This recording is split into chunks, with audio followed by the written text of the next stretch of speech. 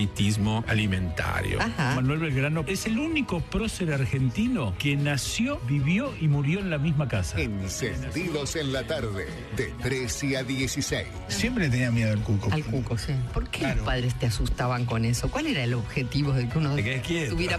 Por Mitre, siempre en tu vida. Era tan feo que apagaba la luz y el cuco le prendía la luz. Ay, Ay, no. La mejor previa está en Mitre, con información, música, amigos y mucho humor.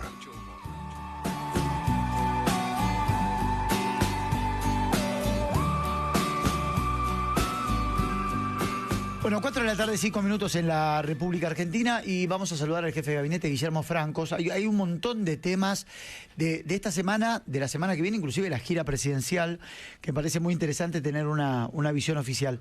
Ministro, ¿cómo le va? Un placer saludarlo. ¿Cómo está? Buenas tardes. ¿Qué tal, Gabriel? Buenas tardes. ¿Cómo están ustedes? ¿Cómo está? Muy bien, muy bien. ¿Usted cómo está? Bien, bien, muy bien. Bueno. Esperando la charla con ustedes. A ver, ¿están preocupados por la situación en la provincia de Buenos Aires? ¿Cuál de ellos? A ver. No, la situación política, situación de inseguridad en el contexto de lo que pasó con este nene Tiago ayer, que se repite, porque a ver, digo, lo de Tiago y hace un par de semanas en La Plata también este nene que lo arrastraron en el auto, Kim, la nena Kim, yo dije nene, digo, esto que es ya parece una moneda constante, ¿no? Sí, la verdad que la situación de inseguridad que se vive en la provincia es tremenda, ¿no? Este caso del chiquito de Tiago, ayer, dramático, ¿no? La provincia está como descontrolada, ¿no? La situación y no se ve que el gobierno de la provincia esté llevando adelante una política con cierta coherencia, ¿no? Yo por ahí lo escucho cada tanto, el gobernador decir, compramos tantos patrulleros, pero la provincia es grande, ¿no? Me parece que tiene que haber un plan de seguridad en conjunto con los municipios, sobre todo los municipios más grandes, que son los que tienen más problemas, ¿no? Pero bueno, es una responsabilidad de la provincia. Nosotros en lo que podemos ayudar con las Fuerzas de Seguridad Nacional estamos dispuestos a colaborar.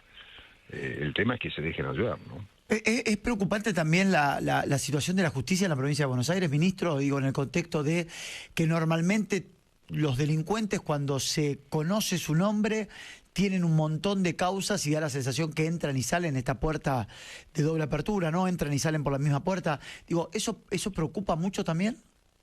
Sí. Bueno, pues Gabriel, yo esto lo vengo escuchando hace muchos años, ¿no? Yo creo que la situación que siempre tiende a considerar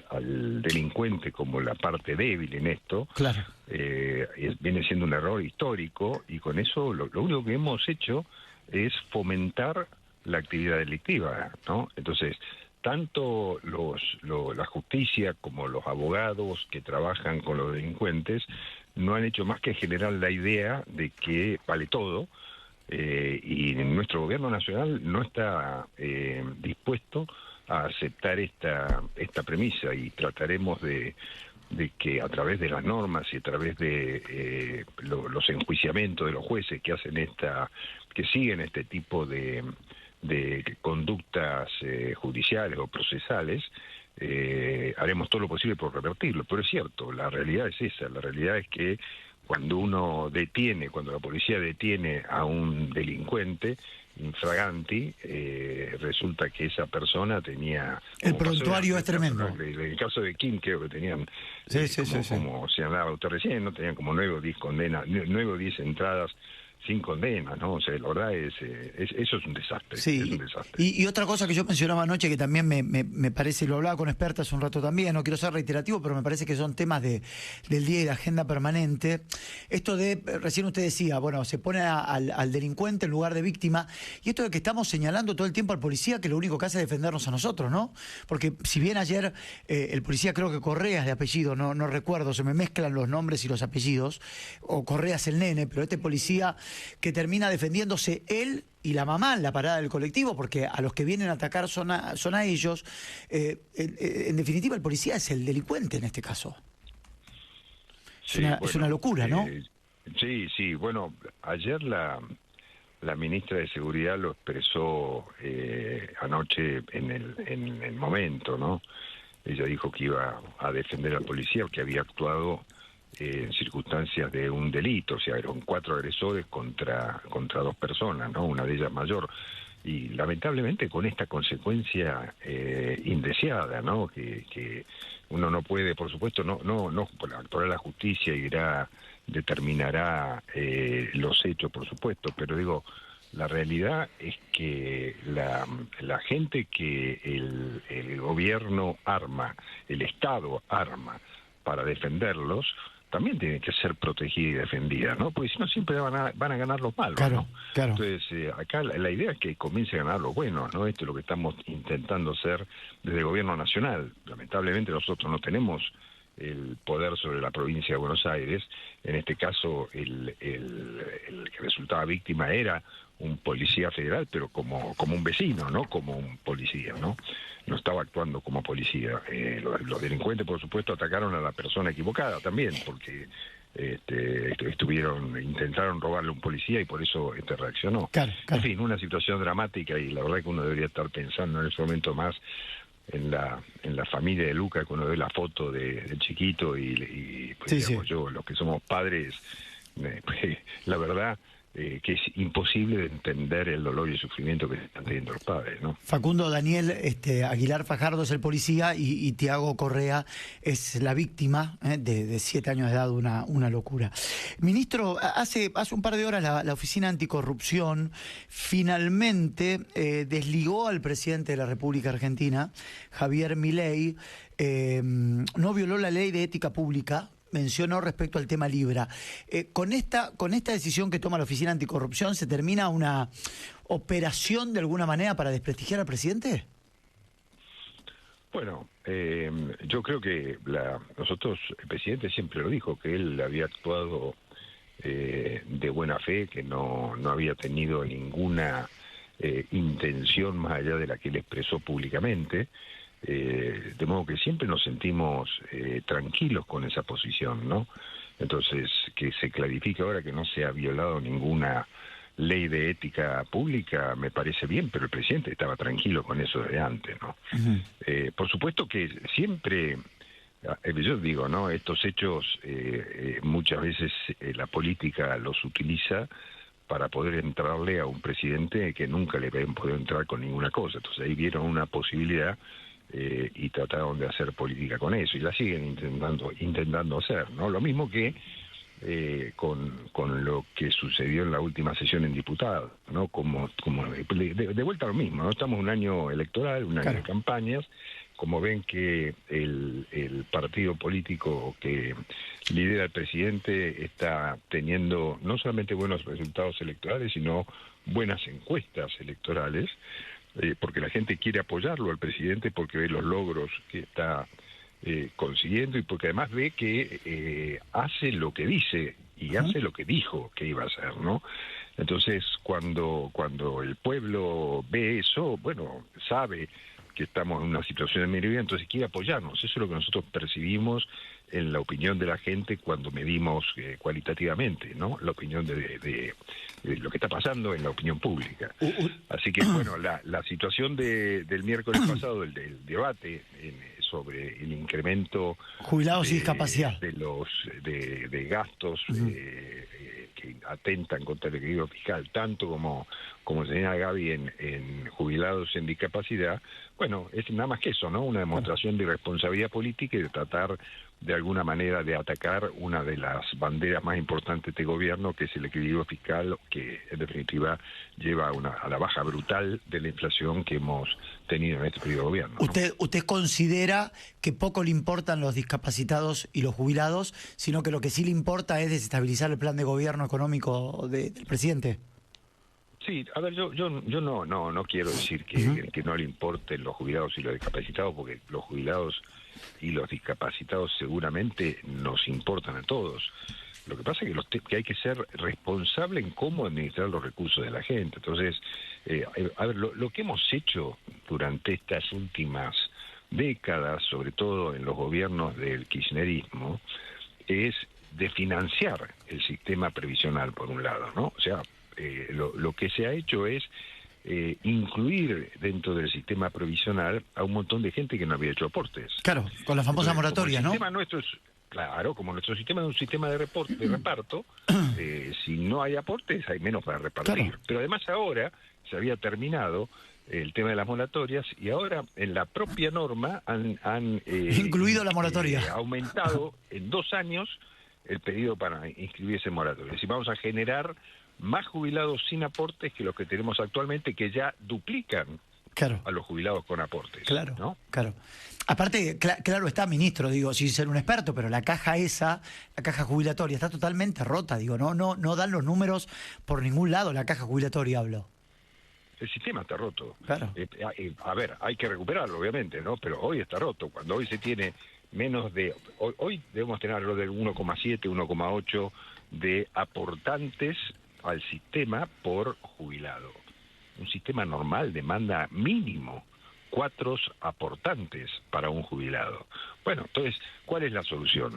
La solución es, primero, terminar con estos sistemas de moratoria que lo único que hacen es agravar el problema y ayudar por todos los medios, impulsar por todos los medios al crecimiento de la economía, a la liberación de cargas a los empleadores para que generen la actividad económica creciente y la liberación de cargas de los empleadores permitan generar nuevo empleo. Es decir, demos vuelta esta pirámide que tenemos de pocos aportantes para muchísimos jubilados y tengamos muchos aportantes para los jubilados, ¿no? Claro. Esa es un poco la idea. Yo creo que es lo que tenemos que cambiar. Ahora, ministro, yo esto lo he hablado hace un par de semanas cuando el presidente estuvo aquí, que es cierto, a comparación con el dólar, las viejas jubilaciones con la de ahora hay una diferencia a favor de este gobierno porque en dólares la jubilación es más alta, ¿no? También han subido bastante los precios. ¿Ustedes tienen previsto, digo, más allá de que hay una realidad que este gobierno ha hecho muchas cosas en un año y medio de casi, no sé, 20, 30, 40, 50 años de deterioro y destrucción de cajas, como en este caso la jubilatoria? ¿Tienen previsto acompañar a los jubilados teniendo en cuenta lo poco que cobran? Digo, ¿está previsto el análisis de ustedes más allá de cómo recomponer la caja jubilatoria? Bueno, Gabriel, por supuesto que en la medida que se haga crecer la economía y que se ingresen más recursos al Estado, como lo dijo varias veces el presidente, primero vamos a atender a los más necesitados, a los más pobres, a los que tienen problemas. Uh-huh. Bueno, seguramente quienes tienen... yo creo que ahí también hay que empezar a ver y separar un poco la paja del trigo, ¿no? No es lo mismo la situación de quien aportó al sistema jubilatorio de quien se jubiló sin aportar. Claro, ¿no? claro. Entonces, me parece que hay que comenzar a hacer un poco de justicia y, de vuelta, la medida es generar más recursos para el sistema, ¿no? Y eso se hace solamente haciendo crecer la economía. Entonces, si hay recursos, seguramente se incrementarán las jubilaciones, ¿no? El presidente lleva 2 días de gira en Europa y fueron 2 días con muy buenas noticias. Le voy a preguntar por los dos. Ya lo confirmó el vocero presidencial Manuel Adorni, se lo quiero preguntar a usted. ¿Tienen confirmado sin fecha que el sumo pontífice va a venir a visitar a la Argentina? Sí, se lo ha dicho ya lo había comentado en estos días previos cuando fue el canciller y la ministra de Capital Humano estuvieron en el Vaticano para cuando fue la celebración de la unción del Papa, ¿no? Y él ya ahí había adelantado que visitaría la Argentina y ahora le ha confirmado al presidente que próximamente va a estar en la Argentina, ¿no? Eso sería algo histórico para la Argentina, ¿no? Recibir al sumo pontífice después de, creo que la última vez fue Juan Pablo II quien estuvo aquí, ¿no? Sí, exactamente. Fue, yo me acuerdo que fue la época de la Guerra de Malvinas. Claro, ¿no? claro, exactamente. Que se había, creo que en algún momento se había pospuesto la visita porque había amenazas también de muerte, más allá de todas las que había tenido en aquel momento, pero en ese contexto, digo, sería importante, y más después de haber tenido un papa argentino, ¿no?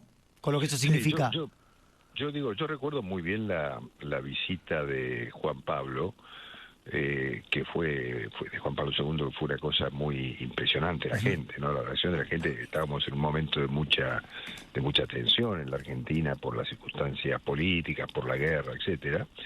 y fue muy conmocionante, ¿no? Pero acá- Y después acá- fue, bueno, este sí. episodio único de haber tenido un Papa argentino, Claro. ¿no? Esto es una pena que el Papa no haya venido a visitar a su gente, ¿no? A su pueblo, que lo hubiera recibido. Yo creo que ahí sí lo hubiera recibido todo el pueblo argentino unido, ¿no? ¿Por qué cree usted, a ver, por qué cree usted que no terminó viniendo a visitar su propio país? ¿Cuál es el análisis que hace? La sensación que yo tengo Ujú. es que fue por circunstancias políticas, ¿no? Ajá. Porque ningún sector... Pero la Argentina es un país que viene muy desunido hace bastante tiempo, ¿no? Así como somos de pasionales los argentinos para el fútbol, también somos Para la pasionales política. para marcar nuestras diferencias, ¿no? Y eso ha generado una gran desunión entre los sectores. Ojalá podamos, yo creo que si uno pudiera convocar a una gran pacificación nacional, a una gran unidad nacional, la verdad que sería un momento histórico, ¿no? Ojalá se pudiera. Yo creo que el motivo por el que Francisco no visitó a su pueblo fundamentalmente ha sido eso. Él no quería ser prenda de nadie, ¿no? Claro. Prenda de esta desunión que hemos tenido durante tantos años los argentinos. La ¿no? famosa Décadas grieta ya, ¿no? no nos permitió Sí. disfrutar a nuestro pontífice en nuestro país. Grieta que nosotros nos hemos encargado durante tantos años de profundizar, no de ahora, ¿no? Claro, no, está claro. A ver, cuando uno se pone a analizar un poco la historia lleva mucho tiempo, pero yo diría que desde la mitad del siglo pasado la grieta de los argentinos se viene profundizando cada vez más, ¿no? Y otra noticia es este pacto energético que Argentina va a exportar gas natural líquido desde Vaca Muerta por 100.000 millones de dólares. Digo, esto también es muy importante para la Argentina, ¿no? Este acuerdo que acaba de firmar el presidente con la primera ministra Meloni. Sí, a ver, esto es algo que venía trabajando Horacio Marín, el presidente YPF. Uh-huh. Él creo que lo hemos hablado alguna vez hace no mucho tiempo. Él se dedicó a recorrer el país para vender lo que es Vaca Muerta y lo que son nuestros yacimientos, que son de los más grandes del mundo, Uh-huh. en petróleo y gas no convencional, ¿no? Entonces ahí hay todo un programa hecho por YPF y también por las otras empresas, ¿no? Que están trabajando con YPF. Primero, esta inversión que es muy importante, de 3.000 millones de dólares que se está haciendo actualmente para construir el oleoducto, Claro. de Vaca Muerta hasta Puerto San Lorenzo. Uh-huh. En Río Negro, Puerto San Lorenzo creo que es ahora, no, Punta Colorada, perdón, Punta Colorada en Río Negro. Bueno, todo ese gasoducto va a permitir exportar petróleo de los yacimientos no convencionales, ¿no? Pero a la par se van a empezar a construir también oleoductos para poder llevar el gas de Vaca Muerta, claro, hasta el mismo lugar, algunas boyas donde van a estar unos buques que ya se están... Una parte están en construcción, una parte lo ha tomado creo que Pan American Energy de Golar, otro está en construcción, esos se van a instalar ahí en Río Negro, y esos son los que van a convertir el gas natural a gas licuado, y es lo que se va a exportar. Y además creo que hay también la posibilidad de construir 2 barcos más para ponernos en el mismo lugar, lo que nos va a dar una capacidad de exportación de gas licuado enorme, que es justo lo que el mundo está necesitando. Claro. Así que el convenio con ENI, que es el Ente Nacional de Hidrocarburos de Italia, se venía elaborando y lo acaba de firmar los dos presidentes, ¿no? La primera ministra italiana y el presidente argentino. Hace un ratito usted hablaba de la inflación. ¿Va a venir en baja? ¿Qué es la proyección que tienen? Porque la semana que viene, a ver, ¿me dan la fecha? Sí, la semana que viene se van a conocer los números de junio para el mes de mayo. ¿Los números que ustedes manejan es que va a estar en baja? Bueno, nosotros no manejamos números del INDEC hasta que no los da, ¿no? Porque la verdad que el INDEC se mantiene con muchísima reserva el análisis de todos los datos que va recibiendo. Pero cuando uno analiza las consultoras, lo que vienen sosteniendo esta última semana, todos hablan de una fuerte baja, ¿no? Del 2,7 o 2,8, no recuerdo ahora bien, del mes pasado, a la actualidad, que pareciera que va a estar rondando el 2. Nadie sabe todavía si empezando con 1 o siendo el 2, ¿no? Pero por ahí va a estar, y eso va a marcar tal vez el índice mensual más bajo desde que asumimos el gobierno, ¿no? Continuando esta tendencia tan favorable que tiene que ver, Gabriel, lo importante es por qué pasa esto, ¿no? Porque no es que la baja de inflación no se decreta, es la consecuencia de medidas que ha tomado el gobierno de contención del gasto, de disminución del gasto, de contención del déficit fiscal, de obtener equilibrio y superávit fiscal, y eso se hace con mucho esfuerzo, porque la verdad es que todo el mundo reclama fondos para una cosa, reclama fondos para otra, se dan media sanción a normas como la del miércoles pasado, el aumento de las jubilaciones, y dar muerto tanto en el 7,2% como la suma fija, se aumentan los beneficios por discapacidad. Bueno, todo eso que se hace y que no tiene sustento fiscal, que no tiene recursos, porque no vale decir, bueno, sacamos los gatos de la CIDE, sacamos los gatos de tal cosa y con eso financiamos. Eso no es cierto, eso es mentira demagógica, eso no financia nada. Entonces, la realidad es que lo que se quiere hacer es atentar contra el equilibrio fiscal que el gobierno ha mantenido y que está dando estas consecuencias. Son dos consecuencias las que trae el equilibrio: la baja de la inflación y el crecimiento de la economía. Muchos no querían creer esto, pero se bajó la inflación y la economía está creciendo a un ritmo que varía está entre el 6 y el 8% cada uno de los trimestres.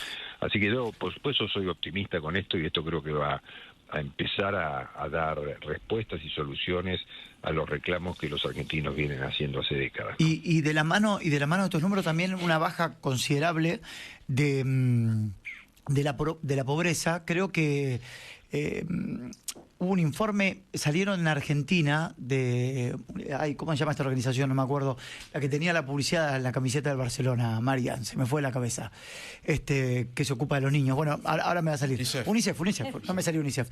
1.700.000 chicos en la Argentina salieron de la línea de la pobreza. Esto creo que fue un informe de la semana pasada, ministro.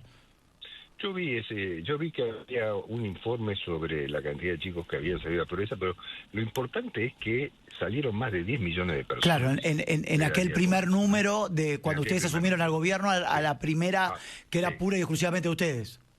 Sí, absolutamente. Entonces, y esto sigue bajando porque, a ver, la política más importante para terminar con la pobreza en la Argentina es terminar con la inflación. Claro.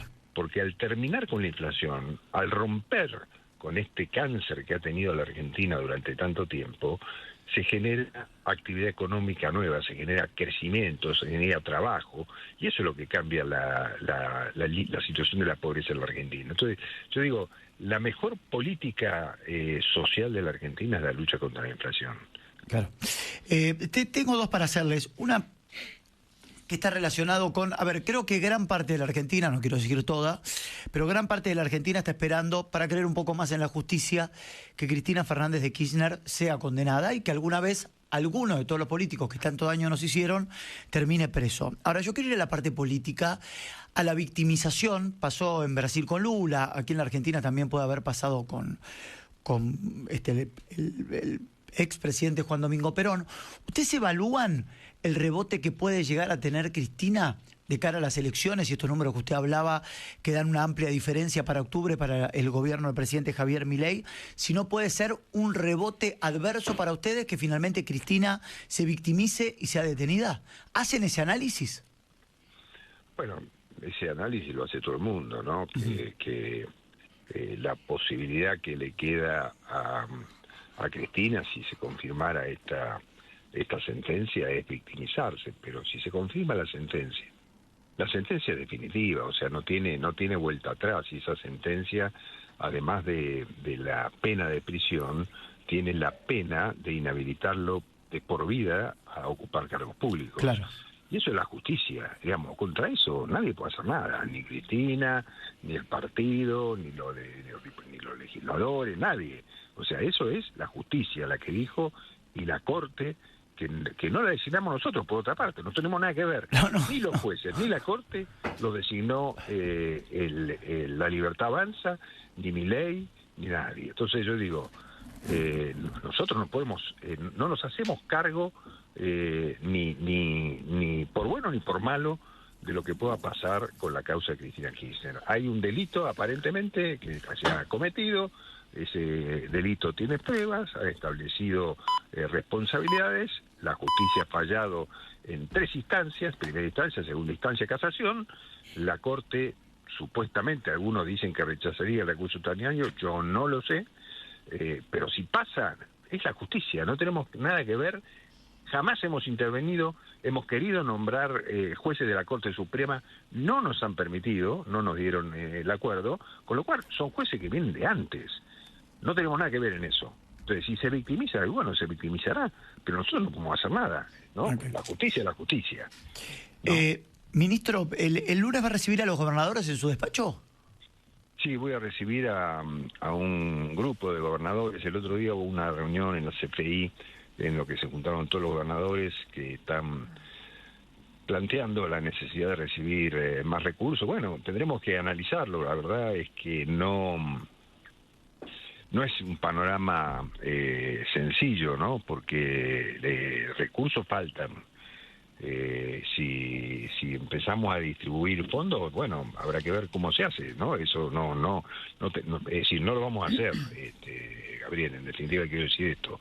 Ellos están planteando 2 o 3 temas que tendremos que conversar cómo se solucionan, pero la intención del gobierno es ser muy cuidadoso con los recursos, con la caja y con mantener el equilibrio fiscal, ¿no? Creo que los gobernadores le van a plantear que le cayó la recaudación en las provincias, le van a reclamar por la coparticipación y le van a reclamar por la obra pública. Tengo esos 3 puntos anotados.